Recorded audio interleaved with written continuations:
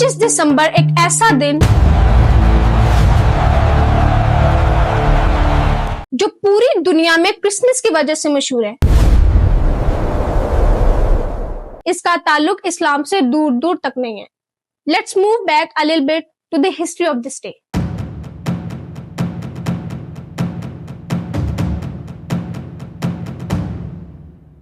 Christians का concept हजरत ईसा अलैहिस्सलाम के सदियों बाद आया था, जिसका बाइबल से कोई ताल्लुक नहीं है, क्योंकि ये एक बहुत बड़ा शिर्क है और बाइबल अल्लाह की किताब है। तो ये नामुमकिन है कि बाइबल में ऐसी कोई बात होती। द फैक्ट इज कि हजरत ईसा अलैहिस्सलाम की डेट ऑफ बर्थ कोई नहीं जानता। 25 दिसंबर को मनाने के पीछे एक पूरी हिस्ट्री है।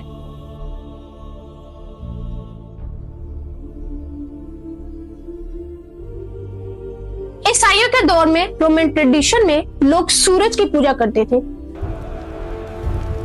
Sol Invictus, hear our prayer. और दिसंबर के आखिर में सैटर्नालिया और सोल इन्विक्टस जैसे त्योहार मनाते थे। सैटर्नालिया जश्न अपने किसी देवता की ताजीम से 17 से 24 दिसंबर तक मनाते थे। सोल इन्विक्टस को 25 दिसंबर को मनाया करते थे। सोल इन्विक्टस रोम के लोगों का सूरज का देवता था। रोम के लोग हर साल 25 दिसंबर को ये जश्न मनाते थे। दिसंबर के आखिर में साल की सबसे लंबी रात होती है और दिन छोटा होता है। रोम के लोगों को लगता था कि इस दिन के बाद दिन बड़े होना शुरू हो जाते हैं, तो वो समझते थे कि इस दिन के बाद सूरज दोबारा पैदा होता है। अब हुआ क्या कि रोम के लोग आहिस्ता आहिस्ता ईसाईयत की तरफ आने लग गए, तो उनके लिए अपने त्योहारों को छोड़ना मुश्किल था। तो उनके ईसाई लीडर ने सोचा कि लोग सूरज की पैदाइश तो मना ही रहे हैं, क्यों ना हम भी हजरत ईसा अलैहिस्सलाम की पैदाइश को इसी दिन के साथ जोड़ दें। और लॉजिक ये दे दी कि हजरत ईसा अलैहिस्सलाम असल नूर है, इसलिए सूरज के त्योहार के बजाय उनका जश्न मनाना चाहिए। 4वीं सदी में रोम ने क्रिश्चियनिटी को सरकारी मजहब बना दिया, तो रोमन चर्च ने हजरत ईसा अलैहिस्सलाम की पैदाइश मनाने के लिए सैटर्नालिया और सोल इन्विक्टस को हजरत ईसा अलैहिस्सलाम की बर्थडे में चेंज कर दिया। अब ये तो पता चल गया कि क्रिसमस का दिन कैसे वजूद में आया। अब बात करते हैं सेंटा की, कि उसका इससे क्या ताल्लुक है, मींस क्रिसमस से।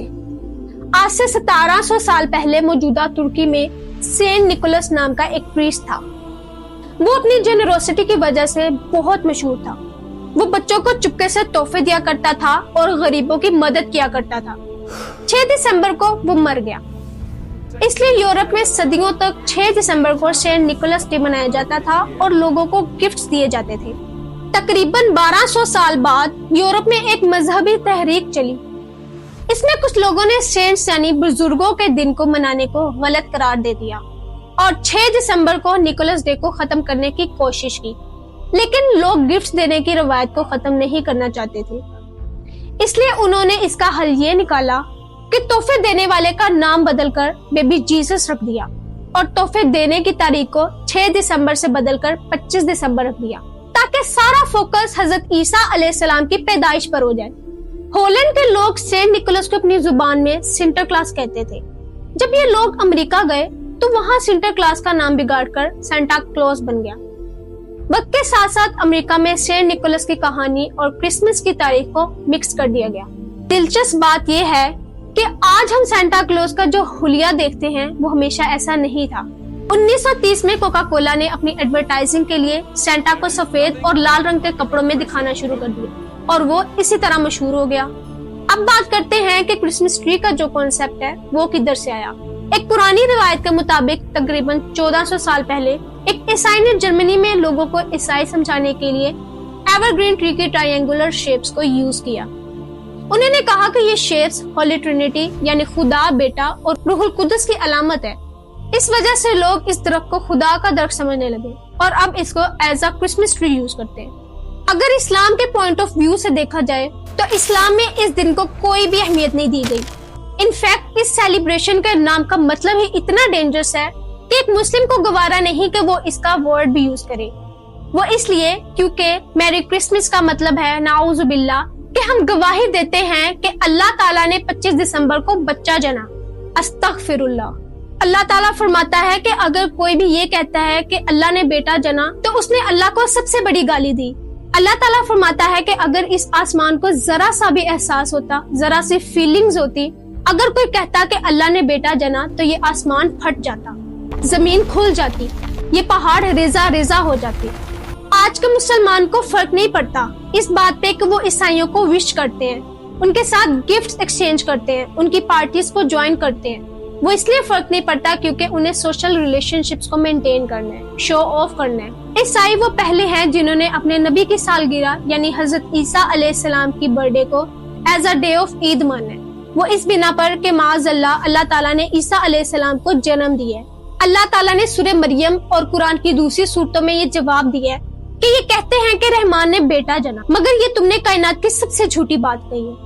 قریب ہے کہ آسمان پھٹ جائے، یہ اتنی کڑوی بات ہے، زمین ٹوٹ جائے، پہاڑ ریزہ ریزہ ہو جائے، رحمان کو زیب نہیں دیتا کہ وہ کسی کو اپنا بیٹا بنائے۔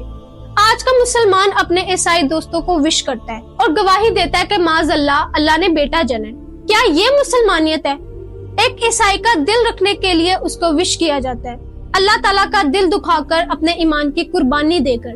یہ عیسائیوں کی عبادت کا حصہ ہے۔ اس کا مطلب تو یہی ہوا کہ آپ بھی اسی کی عبادت میں شامل ہیں، تو آپ کہاں سے مسلمان رہے؟ یہ تو شرک ہے، اللہ تعالیٰ شرک کو کبھی معاف نہیں کرے گا۔